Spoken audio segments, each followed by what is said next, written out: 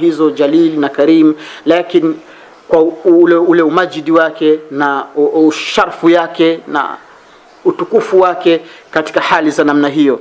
Lakini pia kwa kujirekebisha, kwa kujikurubisha kwa Mwenyezi Mungu Tabaraka wa Taala, kwa kuweza kumuita Mwenyezi Mungu jina hili laila wa nahara, mchana na usiku unamuita Mwenyezi Mungu.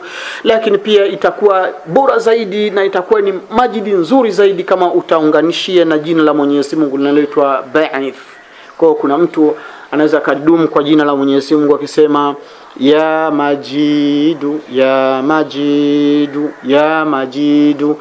Lakini pia kuna baadhi ya majambo pia unashauriwa pia uongezee jina la Mwenyezi Mungu linaloitwa Al-Ba'ith.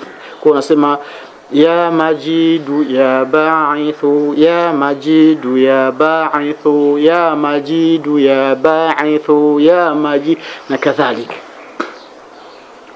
Wa min khawasihi hulwu ar-rutbah, ulwu ar-rutbah baina al-khalaiq.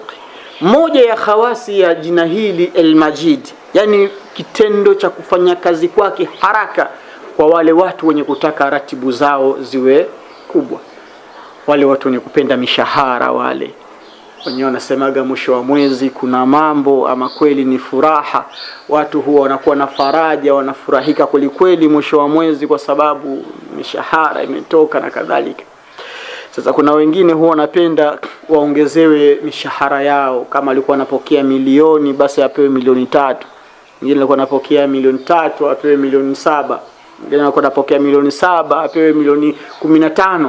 Yani subhanallah, innal insana khuliqa halua,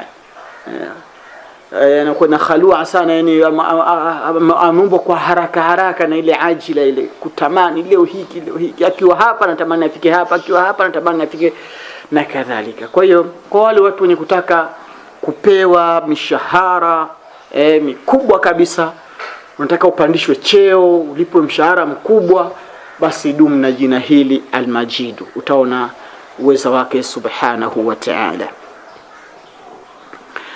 Lakini pia tunasema wayutla lijilbi rizqi wa dhifu ilayhi arrazaq, na kwa yule mtu ambaye anataka riziki imekuwa ni ngumu sana kwake, yani riziki imekuwa nzito, basi Mwenyezi anasema usome jina hili, muite Mwenyezi Mungu, muombe kwa kutumia jina hili Al-Majid, sambamba uliongezee na jina lingine Ar-Razaq. Kwa unasema